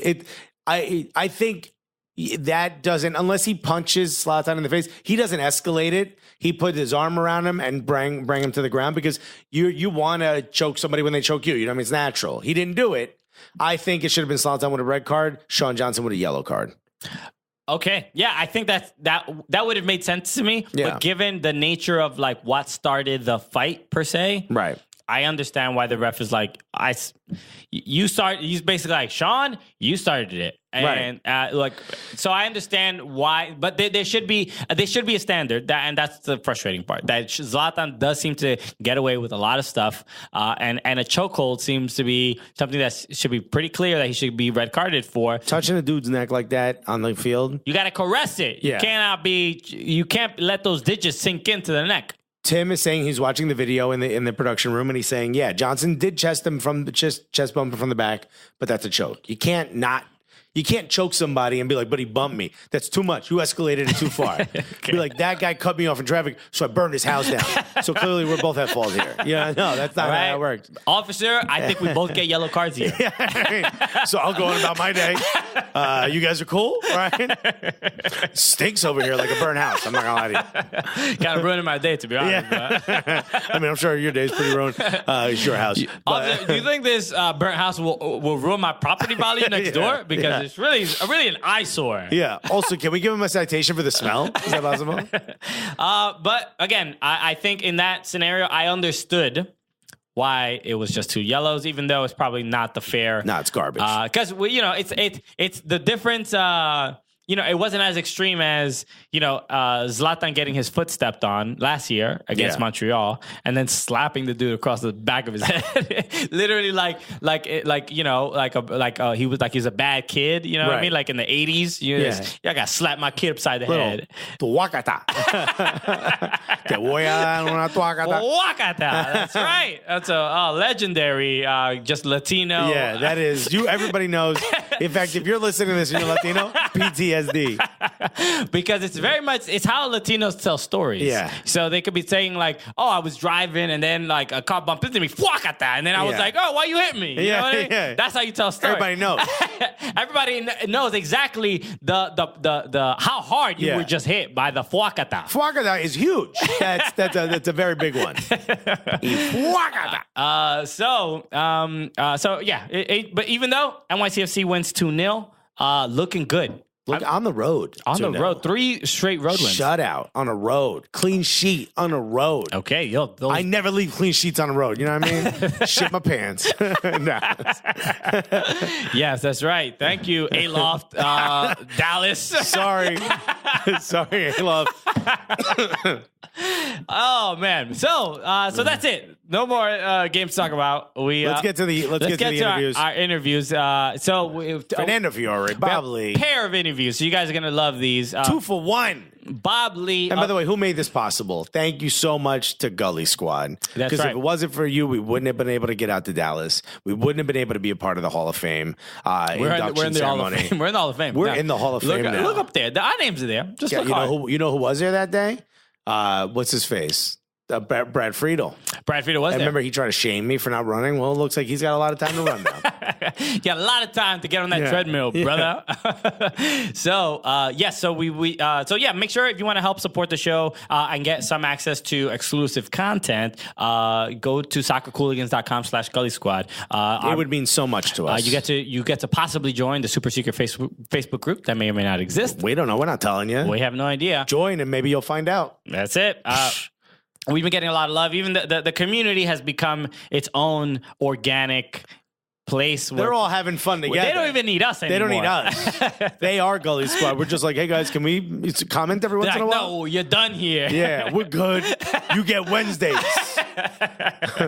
But we appreciate it and all the love and stuff like that and all the support. So honestly, there's a couple huge things already in the works that we're planning. I can't wait to see it. We're super excited about, and it's all because of the support we get from Gully Squad. So if you want to join Gully Squad, go to soccercooligans.com/Gully Squad, or just go to soccercooligans.com, click on Gully Squad.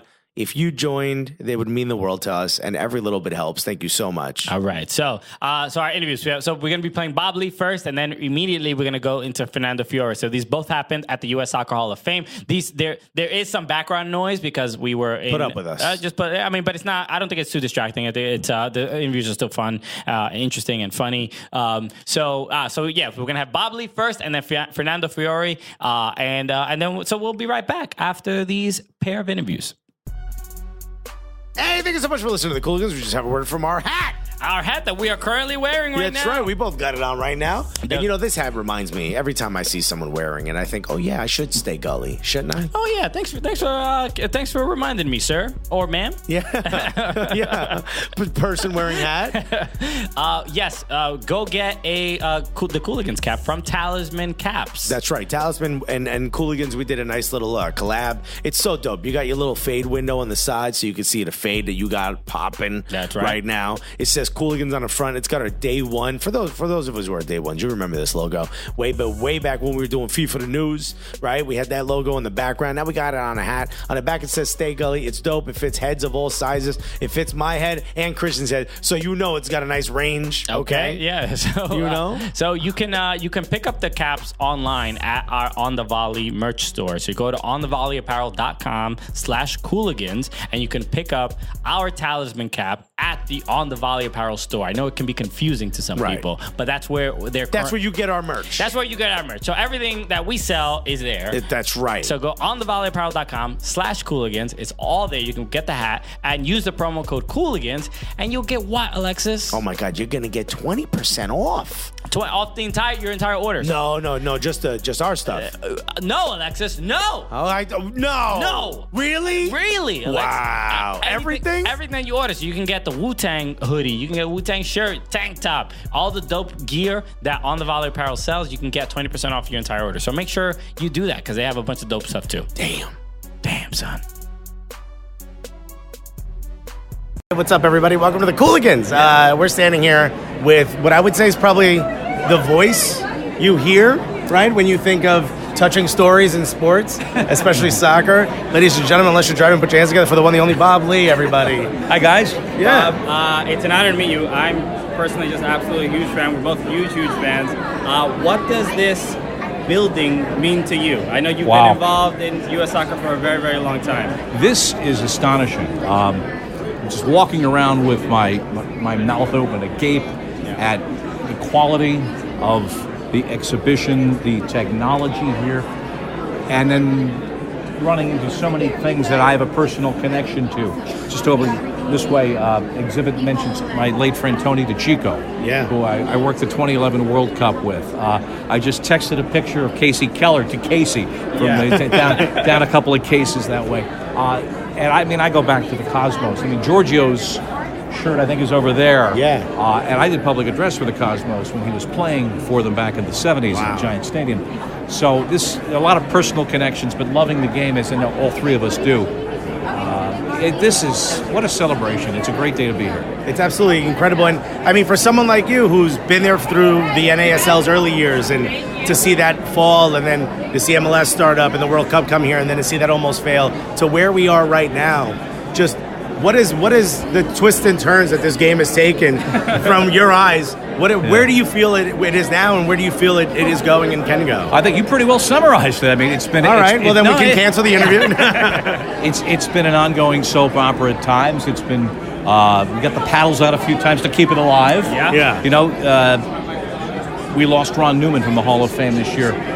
Great coach who at one point won 10 of 11 years of an indoor championship. There was a time in the early 80s when the indoor game sustained the sport of soccer in the national consciousness. And there was a time, I think, that outdoor soccer did not want to recognize and mention that. So I think we are at a point now where I think the MLS is close to achieving its goal of being a league of choice. It is for so many players. We're seeing players come here at not such advanced points in their career. We're seeing tremendous local support. We're seeing it in a diverse community, which is 21st century America. And you look at the people we put on the field in 2014 when the matches mattered in Brazil. The last World Cup, unfortunately, we were in, but they were MLS players. So it has come together. It's not a straight road. Nothing in life normally is. And but we're at a better altitude than we've ever been. Well, so before we started recording, we did talk about we're both stand-up comedians, right? And you guys are. Both of us. Yeah, I'm not. All three of us. I know a lot of guys like you. Yeah. So what interesting to us is being comics, soccer usually has been mocked from the comedy It's world. usually the butt of the joke, unfortunately. That's for right. a long time. But sports announcers have done it at a network I could name. Yeah. Very much so, yeah. Yeah, right. So we're trying to change that a little bit. Door to door, you're kicking butt, Yes. taking names. Kind of ear to ear is what I like to say. Yeah. What do you think that change, or what will it take for soccer to, or where are we as far for the sake of soccer being mocked or being made fun of? Where do you think we are? I think the nowadays? worms. 'Cause I'm sure you've heard plenty of Oh, jokes. I've heard it all. I've had to deal with the crap in the office. I've had to put people straight. I think the worm has largely turned. I think there's an appreciation. I think that was part of the tragedy of not making the 2018 World Cup, is that anticipation. And I never felt it on the home front because until this past year, I was at the Cups, the last two certainly. Yeah. Right. But the nation would get behind the team. But I think 2010, 2014, I know at our end in doing those Cups, the ratings told us, the feedback told us, all of that was apparent that there's a level of understanding and sophistication in this country that we've never had before. I think some of it comes from talking to people at home about the game in a way we want to talk about it, not having to explain the offside rule and there are 11 guys aside. Have a good conversation about the game, and I think we have seen that take root. You're still going to have naysayers, and if people are afraid of things they don't understand, they're going to make fun of them. Right. Fine, be like that. We're going to have a good time at the match. I mean, you've worked in sports for a long time and not just in soccer. You've done some stuff for ESPN and whatnot. How hard has it been? Have you had to work hard to wiggle in some of those stories of soccer, get it mentioned on air? When we were younger and couldn't find it all, you were one of those breaths of fresh air that would say a lot of soccer. It's like Fidel and Che up in the hills. Yeah. The rest of the gorillas coming down at night to plant stories in the news. You'd have to pick and choose your spot. But I think, look, it's a star game. Television news, sports news, to a large extent, is entertainment. That's built on star power. So when you have great players and great star moments and great highlights, it's easier to sell, and I think we're seeing that. So I think what you're saying, if I understand you correctly, is that Christian and I are such stars. That we're going to help. What I was We're going to saying. help draw more people to the game of soccer. That's right. You're going to have Seinfeld opening for each of you. Yeah. And he's order. getting rate. He's not getting his name. Well, Bobby, thank you so Guys, much. pleasure to see you, man. I'd be absolutely honored. Good luck. And don't steal his jokes. Yo, God, no. He's got to steal Bitching about mine. it. Don't do it. We're super professional, as you can tell, and we're with probably the closest thing there is to. We're called the Cooooligans. You're probably the closest thing to a Cooligan that has gotten yourself on TV because Is that good or bad? No, that's Very good thing. I don't know. If you're asking us, it's good. If you ask my mother, not so great. But the reason is like you call the game in such a different way. You're so fun loving and you enjoy yourself, and you do it in English and Spanish. Everywhere you go, you bring that same energy. Why? Why not? Yeah, that's a good Why answer. not, man? No. Listen, when I started doing television, which actually you can congratulate me now because at the end of this year will be my 30th anniversary Out of of broadcasting. town. So I think it's a good time. Say hello. Say hello. Felicidades. Sing. All right. Sing. So no, when I started this, I say, well, there is a lot of colleagues, and I respect all my colleagues that they were doing analysis and serious business. And back in the late 80s and early 90s in New York, when I was doing the newscast, the same delivery was done for someone who said, there is 11 people dead in Brooklyn today in a fire. Yeah. And there was the same delivery for today the Knicks, well, they will win the game. And so Yeah. I said, wait a minute. Oh, I'm just excited the Knicks won. Yeah, that's it. Actually, that's how long it's been. 30 years 30 anniversary of the years. last Knicks win. So my point is that it was the same level of enthusiasm for Yeah. the tragic news and for the great news Yeah. on sports. So I said, hey, sports is entertainment, man. I changed it, and it was a good success, I would say, because I'm here for 30th years. Yeah, here we are. And what is it, do you think that, adding a little bit more excitement and adding a fun flair, do you think that's helped people sort of enjoy the game of soccer more? Because where you started in 30 years ago to now, so many more people enjoy the game of soccer. Do you think you've helped? Because we certainly feel you do. Well, what I learned is that in the beginning they thought I was crazy, and they say that I was, completely nuts about it. I used to come to the Sirius newscast to do my sports segment or my sports show, juggling the ball if it was soccer, or riding a bike if it was a Tour de France. Okay. People think I was completely nuts because nobody knew. That was the funny thing. I never told anybody in advance. No my producers, no the directors. So they, where's Fernando? Where's Fernando? We're going to the air. 3, 2, 1, and I was coming in a bike. And a bike shows and the bike showed up riding into the set. So it was kind of crazy. But then they said, well, maybe he's not that crazy. Maybe that's what the people wants to see, because more and more people were saying, oh, man, good job. You made me laugh. Yeah. And 30 years later, fast forward 30 years, and I just came back from Russia, from the World Cup. And I said, I just saw a lady, probably my age, 50 plus, and says, oh, I enjoy your stuff in Russia. You were so dynamic. It was entertaining. It was not only the analysis of the game, but also the things behind. So before anything, I'm a fan. I'm the kind of guy who sits on the stands and watch the game. Sometimes those fans, they don't look if the team is playing 4-3-3, 4-4-2, if they got two people on the side and running. They say it's a good game or it's a bad game. Yeah. Right. Well, it's literally what we're trying to do. Exactly. You've done it for 30 Well, years. we did watch you during the World Cup. So I'm the pioneer. You are, yeah. You're the first cooligan. Thank you.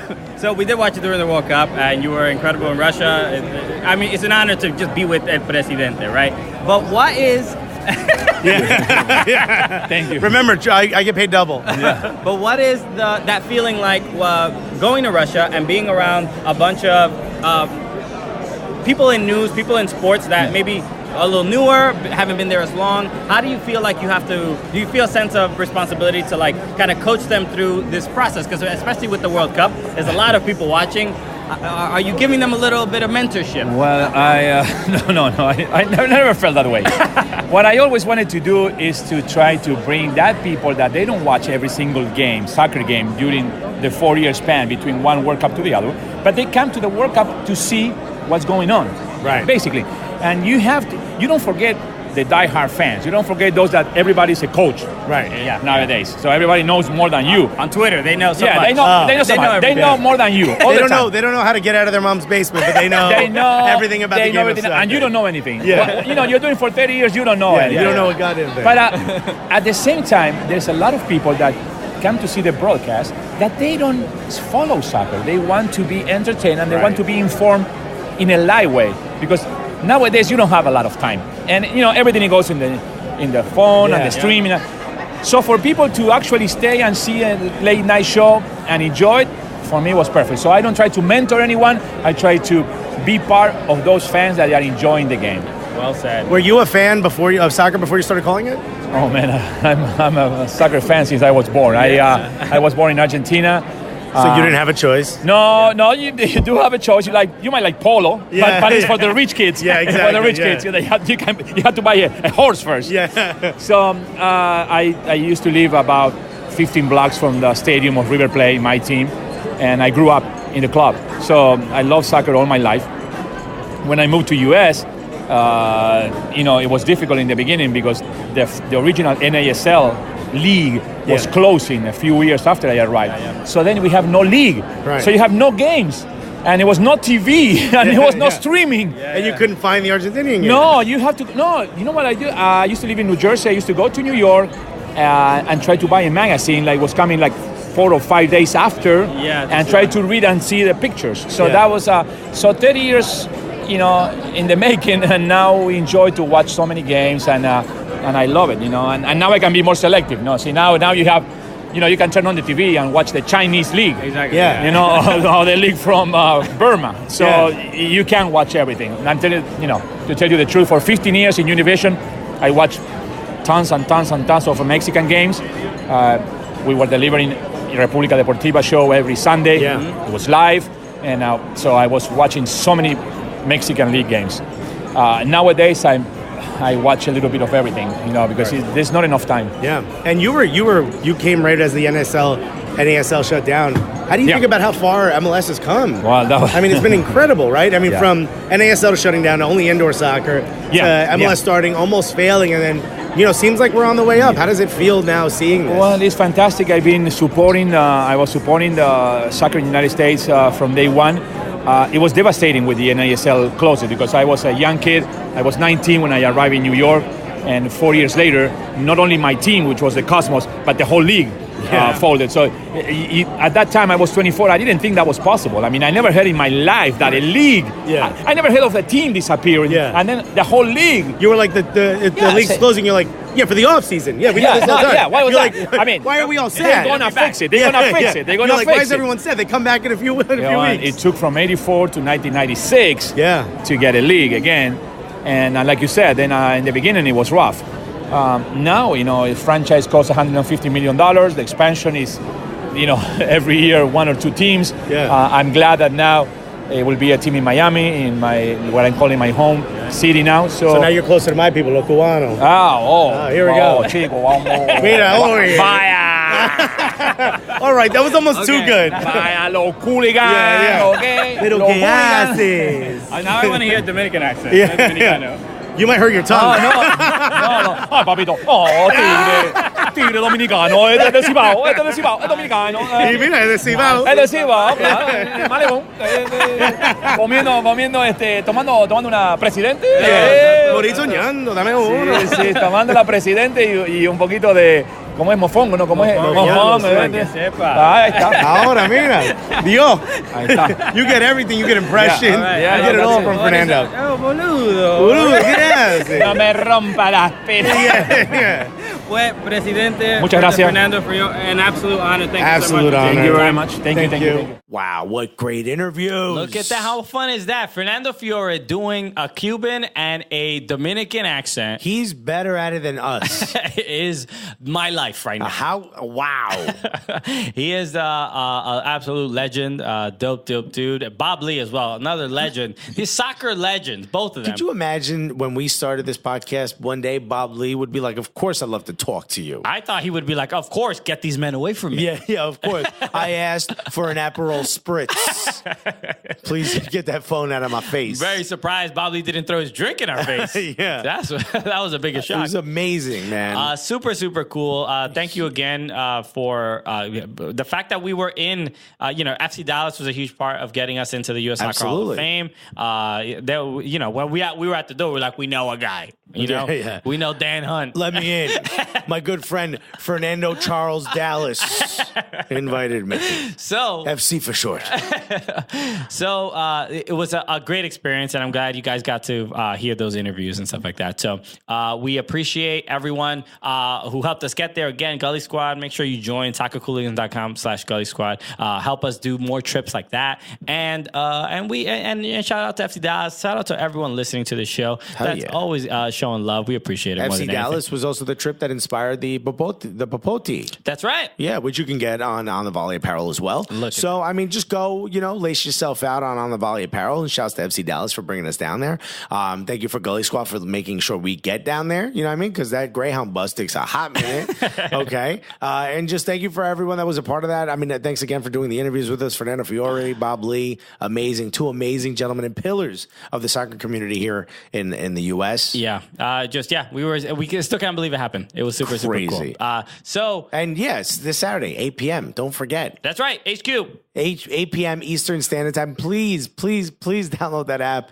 Please say something nice in the comments. It literally will mean the world to me, because if not, I got to move in with Christian. Okay, and he's going to be sleeping on a doggy bed. Yeah. And I don't have a dog. I'll bring my own. So thanks again for listening. Thank you again for all the support. This is another fun episode in the books.